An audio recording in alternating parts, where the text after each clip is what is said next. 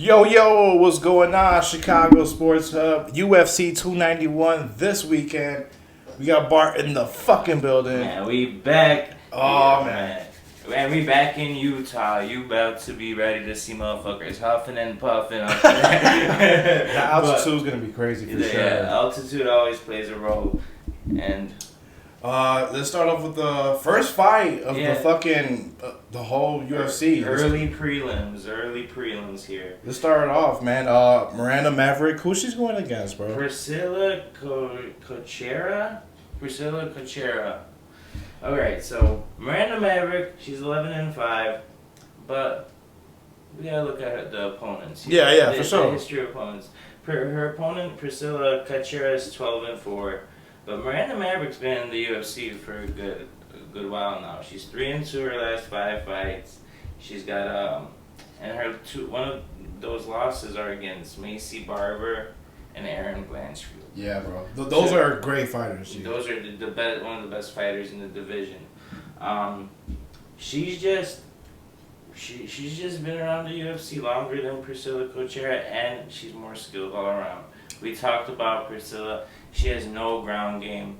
Would you say all her losses are by what? Yeah, by submission, dog. So honestly, I won't be surprised if Miranda Maverick goes out after the submission to get the win. I think she's gonna go after the takedown. She's gonna be smart. She kind of needs a win to get back in like the top 10 in the division and to make another run for herself, because at one point she was a pretty big name. So yeah, she's kind of jumped back down after her loss to Jasmine Judavicius to the early prelims. But this is her chance to get back and start making it up the rankings again. Yeah, man, I definitely agree with Bart. We both got Miranda Maverick money line, but if you want to go after the value, we do like the Miranda Maverick to win by submission. I think it's like plus 210, 220. Plus 200 for the submission and minus 280 money line. So. Yeah, so that's what we got, man, for the very first card on this UFC event. Let's talk about the next one, man. Gabriel Bonfim versus who he's going against, dog? Trevor Giles. That's gonna be a really good one. Gabriel Bonfim, he's undefeated. All his wins are by finishes, dog. Yeah, anything else to add? What you want to talk about? Let me just say, all his wins are by finishes, and all Trevor Giles' losses, he's been finished. Really? Yes. He's got 2 TKO losses and 2 submission losses. Okay. Let's talk about Bonfim first. He's 14-0, 11 submissions, 3 TKOs. This is going to be his third fight if you count Contender Series for the UFC. So he's getting a little bit tougher opponent. This is a test for him, you know. Trevor Giles has fought some pretty good names. He's beat Roman Dolidze. Yeah, that's a good name. And Ryan Spann, but Ryan Spann, that was at 185, so Ryan Spann wasn't really comfortable at 185. And he has lost to Dricus du Plessis and Michael Morales. So those are some pretty good names to lose to, but I still think the UFC knows what they're doing with these undefeated prospects. For sure. Even if it's a close fight, Bonfim's at minus 330 money line, which is the safe pick, but I do think he will end up with the finish here in this fight. I think the UFC knows what they're doing. They're pushing these prospects. They're trying to get some new blood in these divisions, and Gabriel Bonfim definitely is promising. For sure. I definitely agree with Bart. Dana White definitely knows what the fuck he's doing when it comes to like these top prospects in the UFC, you know what I'm saying? So this should be a good fight though overall, you know what I'm saying? These both are really good guys. So we both got Gabriel Bonfim money line to win. If you want to go after, you know, the more better odds, we like him to double chance, keep knockout or TKO submission. It's minus 200 double chance on TKO submission. That's not bad for a little parlay piece, man. It's not bad at all. Let's talk about the prelim card for this fucking. Not prelim card. It's on the prelim. It's on the prelims, guys. But Derek Lewis versus Marcos Rodrigo de Lima. Derek Lewis, he's 26-11, 38 years old. Marcos de Lima, he's 21-9 with 1 draw. He's 38 years old as well. Derek Lewis, he's been struggling, man. He's 1-4 the past 5 fights. De Lima, he's 4-1 his past 5 fights. Derek Lewis needs this win, though, man. He's been struggling the past few fights, even though there were top guys. You know what I'm saying? But still, he needs a win bad. Yeah, this could be that first fight where we see that altitude play a role in the fight. For the sure. longer the fight goes on, I think it's gonna be worse for both guys. But like because they're heavyweights, they're so big, they gas out so quick. For sure. So I do think Derek Lewis. I see an early knockout coming. Let's get back in the win column, man. If you want to be safe and do like an alternate double chance, DraftKings has. If you think it's going to be a boring fight, basically, and DeLima just grinds it out on the ground the whole fight, DraftKings has alternate method, Lewis by TKO or DeLima decision plus 125. Just throwing it out there, not bad. But I do think Lewis gets it done. He needs to get back into win column. He's facing not as tough of an opponent as he has been facing the past couple fights. You know, he's fighting Tuivasa or Gan, you know, this is or Sergey Pavlovich. Yeah, you know? This is a step down in the opponent, so he should get this win. And if he doesn't, I think it might be time to call it quits. Yeah, if he doesn't get this one, man. For sure. And I was telling Bart earlier, you know, Derek Lewis, he was talking about his past few fights. He wasn't healthy. He was cutting 25 to 30 fucking pounds in 6 days. So of course he's gonna lose the energy. Of course he's gonna pass out during his fucking weigh-ins. So that's probably why we haven't really seen Derek Lewis like much active in the fucking octagon, you know. And he said he's healthy this fight. He said he's been on a better diet. We're gonna see. We're gonna find out. I'm gonna be smart about this fight. I'm gonna go with Derek Lewis a single bet, TKO knockout, because that's how I can see him get the win. But a parlay piece, DeLima money line, only because DeLima, he's a grappler. You know, he's going to go after those grappling, control time, submission, maybe even. He's a veteran in the UFC. You know what I'm saying? So he's been in the UFC for quite a while now. So I'm going to have a DeLima moneyline parlay piece, but a single bet, Derek Lewis by knockout TKO, I'm going to go with that as well, too. And not to mention, Derek Lewis already plus money. So you can't right. plus 190. So if you think he's going to win, you're getting great value there. I think that's actually, you know, I thought it was gonna be the other way around, but yeah, me too. I ain't gonna lie, bro. I ain't gonna lie. This might be the fight that Derek Lewis wins, bro. I'm not gonna lie, G. So I feel like we've been picking him the last couple times. So come on, Lewis. For real, man. Come through. Let's talk about the next fight on this main card, man. Michael Chiesa versus Kevin Holland, a welterweight bout. Michael Chiesa, he's 18-6, 35 years old. His reach advantage is 75.5. Kevin Holland, he's 24-9, 30 years old, 81 reach advantage, and he's 3-2 the past 5 fights as well. So Kevin Holland, he's a longer. What was the reach advantage? So Michael Chiesa is 75.5, and then Kevin Holland 81. Oh, that's big. That's big. I think that's big. Who you want to talk about first, Kevin Holland or Chiesa? Let's talk about Chiesa a little bit because he's been inactive. His last fight was in 2021. 2-year layoff. I mean, Chiesa though, 16-6 and 10 submissions and 6 decisions. He's got no knockouts on his record, so I think this is a kind of like a favorable matchup for Kevin Holland. I do think he could hold his own in the grappling against somebody like Chiesa, even though he's got great jiu-jitsu in the submissions.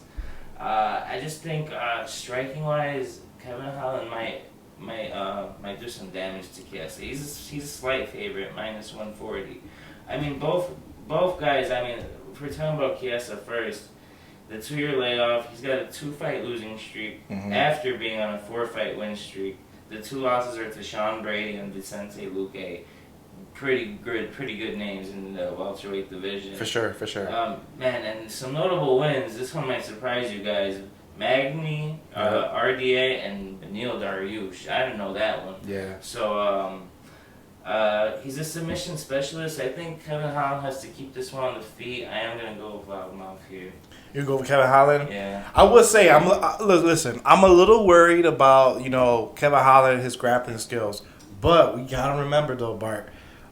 Like, the times where Kevin Holland, he had trouble on the ground were against middleweight fighters. Think about it. You know, Marvin, fucking Derek Brunson. Those were bigger guys. Even Kamzat was catchweight at 180, I believe. And it's fucking Chimaev, you know what I'm saying? Yeah. And he scrambled out of it at first. Yeah. Just to give him credit. So listen, man. I believe in Kevin Holland's grappling just for this weight class fight. You know, welterweight. I feel like he could get out of those, you know, those tricky submissions or those, you know what I'm saying, the ground control if Michael Chia's going to go after that shit. And I think Kevin Holland, he will get out that shit, bro. And I think he's going to keep it a stand-up fight and go after like a TKO knockout, bro. Yeah, I see it too. Like Kevin Holland's just a little bit awkward. I think like both fighters are pretty awkward, but Kevin Holland's gonna give Chiesa like a lot of trouble on the feet. I think that Wonder Boy fight may have taught him a little bit too to like be more patient too. Good point. No, for real. Yeah. I think he learned a lot from that Wonder Boy fight, and we're gonna see that knowledge carry on over to this fight. I just don't see, man. Chiesa's he's been on the commentary. I thought he was done. Like I mean. He was a good fighter when he was fighting. For sure. Some great names, but 2-year layoff. Kevin Holland's been so active the past couple of years. He really has, bro. 4 fights in 2022. And he really doesn't absorb that much damage. Like, he did a lot in the Wonder Boy fight, but before that, I can't remember him taking a lot of damage. Even in the Chimaev fight, that lasted only a minute and a half or something. Yeah, bro. Yeah, but we both got Kevin Holland for this fight, man. It's going to be really interesting to see. This might be, you know, a little banger right here, Kevin Holland. This could be fight of the night contender, you know? For sure, man. Let's talk about this next fight. Tony Ferguson versus Bobby Green. Tony Ferguson, 26-8, 39 years old, 0-5 the past 5 fights, though. Bobby Green, 29-14 with 1 draw, 36 years old, 2-3 in his past 5 fights.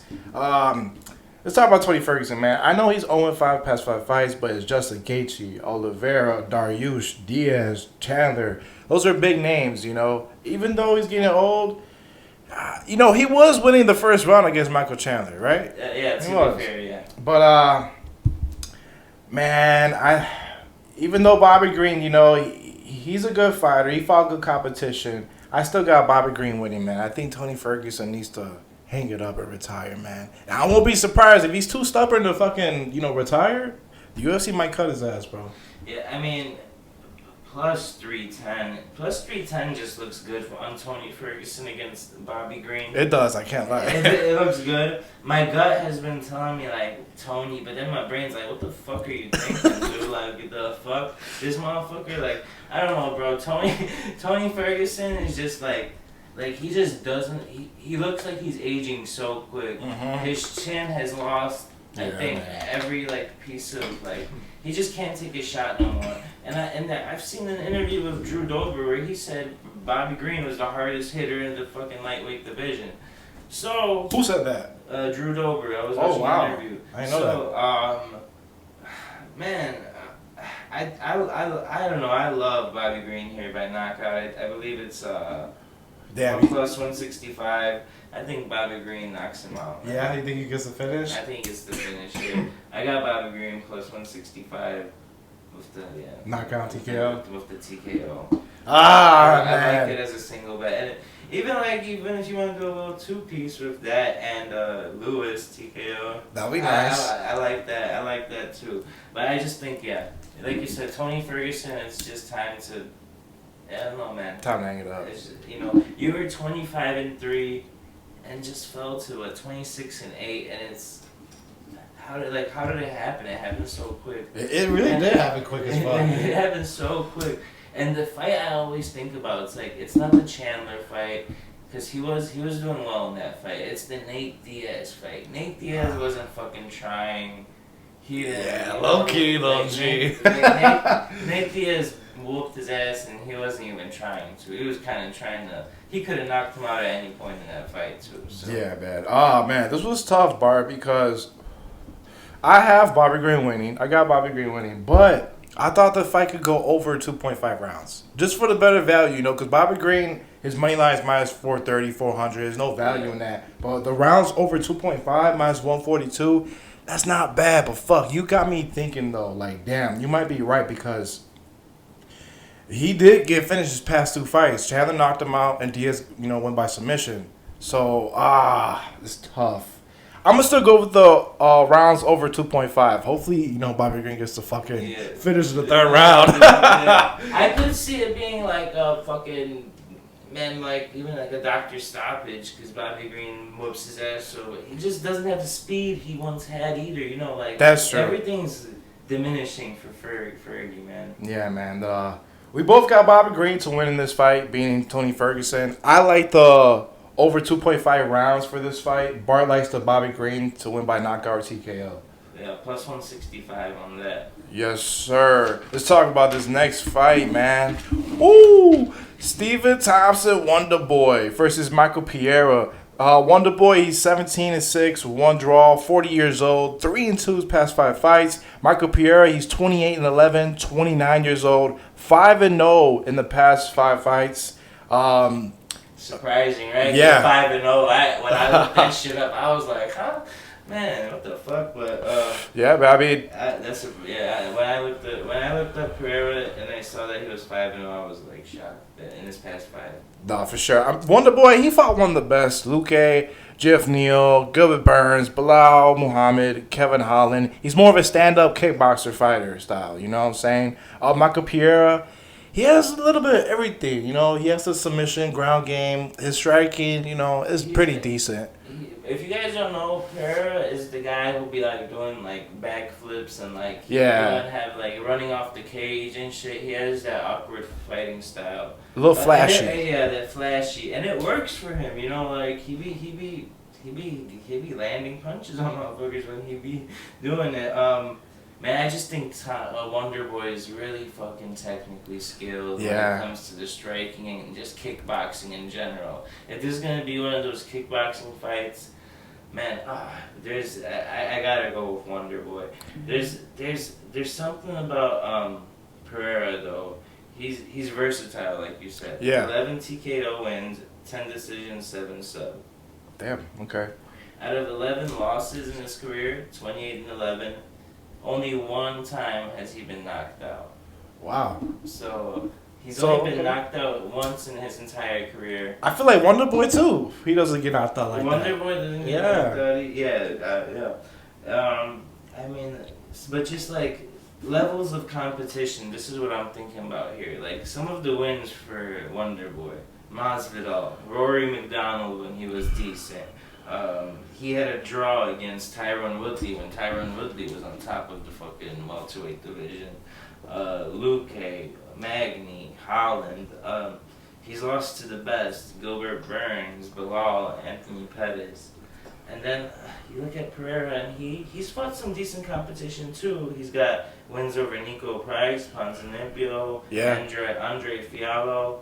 Four decisions in a row. And a 5-fight win streak too for him. So, my official pick, with all being said, I think Wonder Boy schools him. Okay. On the ground, or not on the ground, on the feet, and just honestly just shows like that his kickboxing is on a different level. Because Wonder Boy doesn't really take matchups against wrestlers, if you notice. No, that's facts. Matchups he knows he could like kind of win. Right. No, you're definitely right about Wonder Boy, man, and I agree with you. I'm gonna go with Wonder Boy as well. I think he's gonna win, just because what Bar said, the experience as well too, though, and he's more skilled with standing up. He's really good with takedown defense as well. If Pereira wants to go after the grappling and the takedowns, Wonder Boy could defend those and shit. I'm gonna go with Wonder Boy, but guys, we seen these UFC judges, haven't we? Yeah, they've been horrible lately. So fucking bad, it's disgusting. Listen, if this fight becomes a really close-ass fight with Wonder Boy Michael Pereira, I won't be surprised if, the UFC, the judges, pick Pereira to win. Because, Wonder Boy's kind of old, and Pereira, he's a little top prospect in the UFC right now, and I won't be surprised if they fuck around and rob him and save Pereira, bro. So, I'm going to go with the fight to go the distance, man. Just because, you know what I'm saying? I feel like I looked up Michelle Pereira's age, and I was shocked because he's 29. Yeah. He's 29 and he's 28-11. That's crazy. Isn't that crazy? That is crazy. Don't think like about it. Andre Arlovsky's record, you know, like that one. It's like, you know. He must be really fighting from a young ass age. Dude. Yeah, he is. So Pereira, 39 fights and he's under 30 years old. That's crazy. Yeah, man. But my man, like I could see this being even a split decision because of how Wonder Boy, he kind of leaves himself open to get to shots too. He did lose against to Bilal Muhammad, you know, and that was like a little shocker to me. Yeah, and man, he's hard. It's hard to knock out Pereira, like I said. My official pick is Thompson by decision. But I could I might just do like fight to go the distance because both these guys are just so durable. Yeah, man, I definitely agree with Bar on that one, man. Both got Wonder Boy, but the smarter route, I think, is the fight to go the distance for this one, man. That's what we got for this one. All right, co-main event. Hoo-wee, baby, it's gonna be decent. Hey, it's gonna be a fucking banger, banger. My bad, guys. Let's talk about it though. John Blachowicz versus Alex Pereira. John, he's 29-9, 40 years old. He's 4-1 with one draw the past six fights. I mean, Alex Pereira, he's 7-2. Former middleweight champion. You know, he fought Izzy, he beat Izzy. He's also a former double kickboxing champ, middleweight and light heavyweight. Okay, so.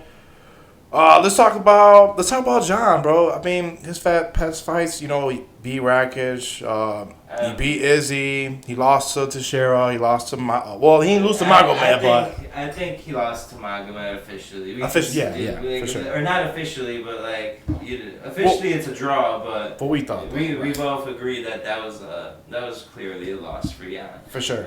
He's 6-1 in one officially. Then his last 8 fights.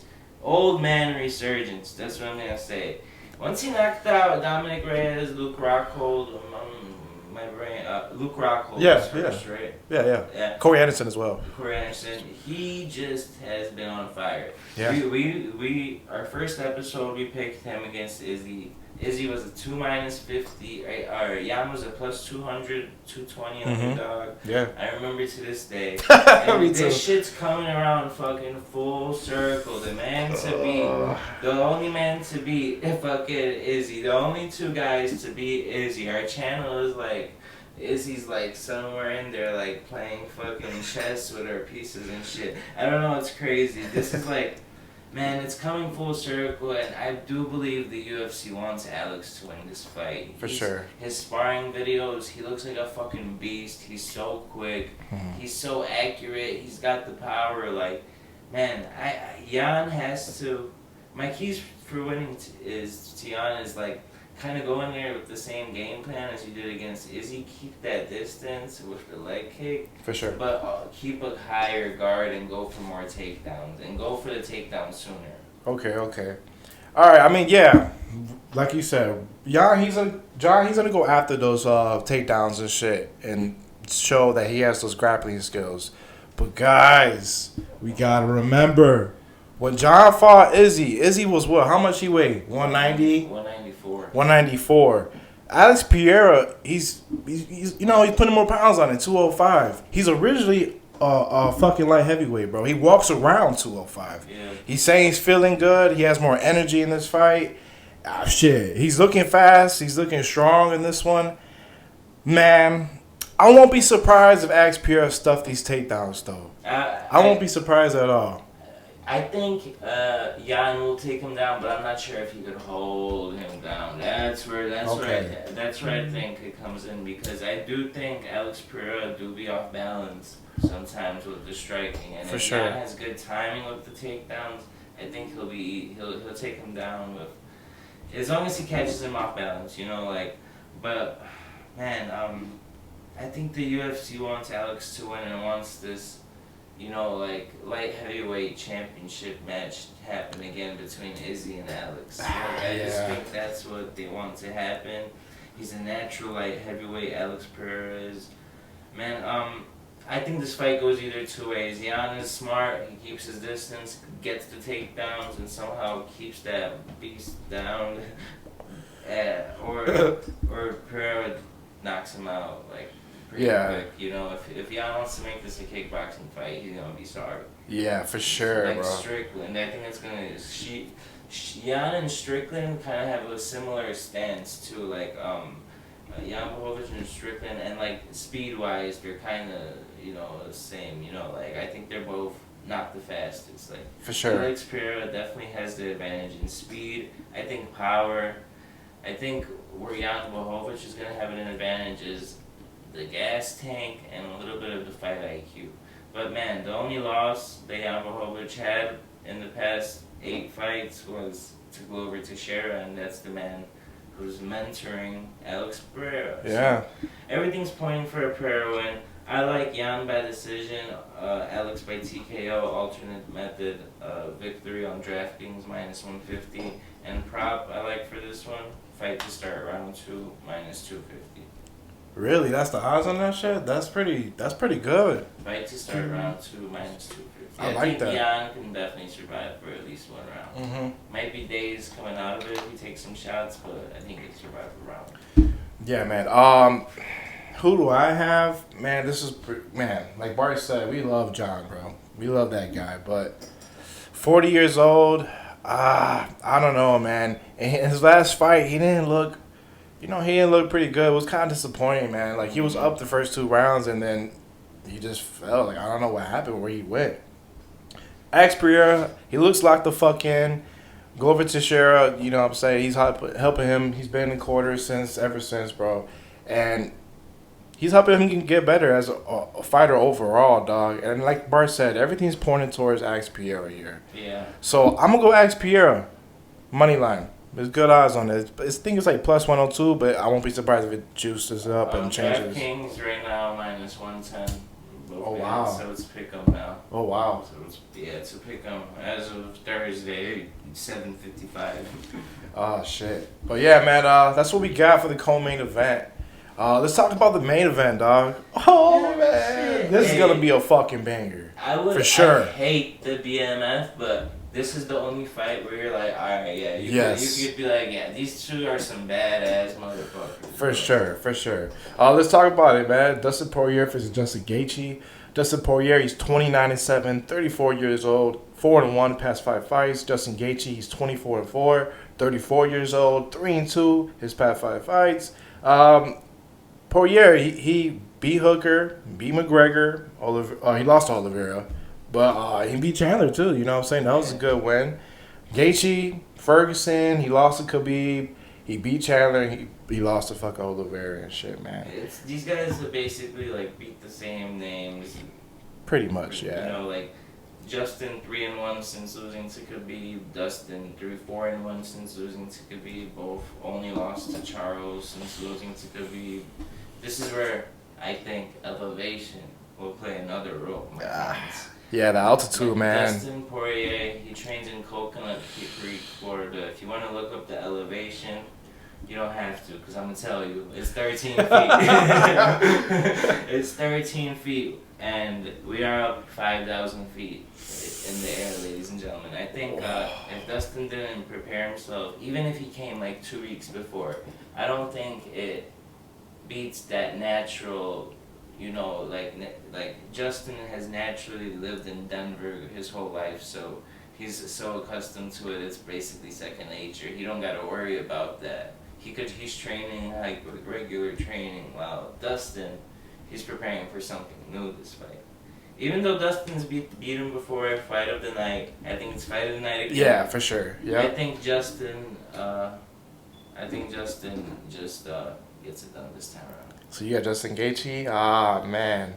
Listen, Dustin Poirier, he has the jiu-jitsu, but like Bart said, that fucking altitude, man, I am fucking worried about that shit because these motherfuckers could be gassed and tired as fuck, and who knows what the fuck can happen after that. But the only reason why I'm going with Dustin Poirier here, man, he's 3-0 whenever he's fighting the opponent for the second time. Alvarez, Max Holloway, McGregor, and then now he's going against Justin Gaethje. I'm going to go with Dustin Poirier, only because of that reason. But don't be surprised, man, if these motherfuckers get tired as shit because of altitude, dog. Yeah, it's the odds. I thought it would be a pick 'em. I honestly did. I thought this would be -110, 110 too, but -145 for Dustin, Yeah. and plus a 125 for Justin Gaethje. So, I don't know. I'm taking the underdog here. I don't know. I love Justin Gaethje at plus money. I loved him at plus money against Fiziev. He was plus 200. That was so good. Man, and I think he really impressed me against Fiziev because Fiziev is like, his hand speed is like pretty similar to what Dustin is now. Like they both have really fast hands, and he was able to get past Fiziev, who was upcoming prospect. Yeah, for sure. Both guys have improved so much since their last fight. It's not even fair to even compare it. I know that. So Yeah. it's just we're seeing a completely different fight, even though it's part 2. For sure, man. But yeah, that's what we got for the main event. Quick, before we go, dog. This, you know, it's a boxing fight. Spencer versus Crawford. Just pick one, dog. Who you got?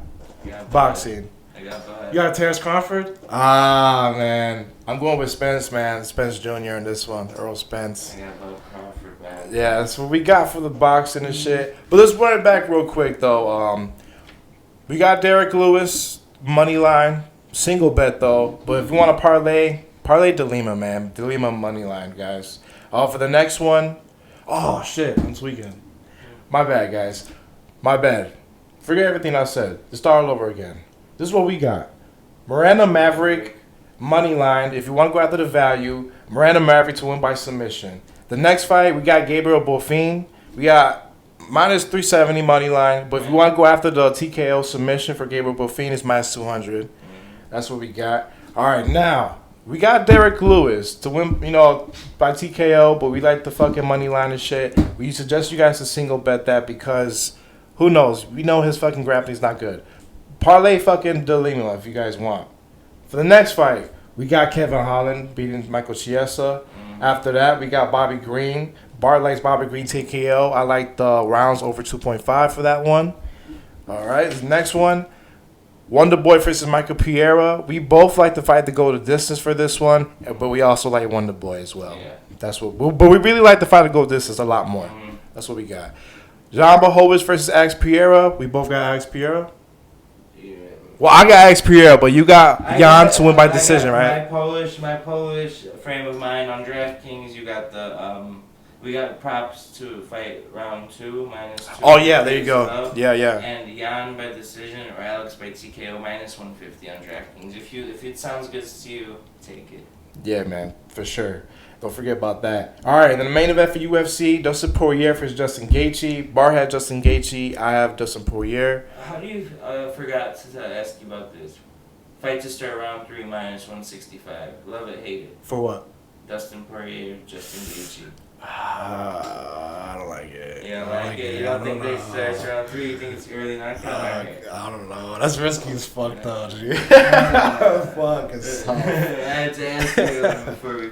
It's not bad, though. It's pretty good odds, but it's tough. It's risky. Tough. All right, in the boxing fight, guys, I have Spence Jr., Bar has Bud, Terrence Crawford. But, yeah, man, that's what we got for this weekend. Huge weekend, man, in the fighting world. For MMA world, yeah. And the boxing as well. Yeah. But yeah, man, tune in next episode. Football's around the corner. Yeah, 7 weeks, 8 weeks. Let's fucking go. Hey, we love football. If you know, you know. Hell yeah, baby. Let's go, man. Tune in next episode, y'all. Peace out.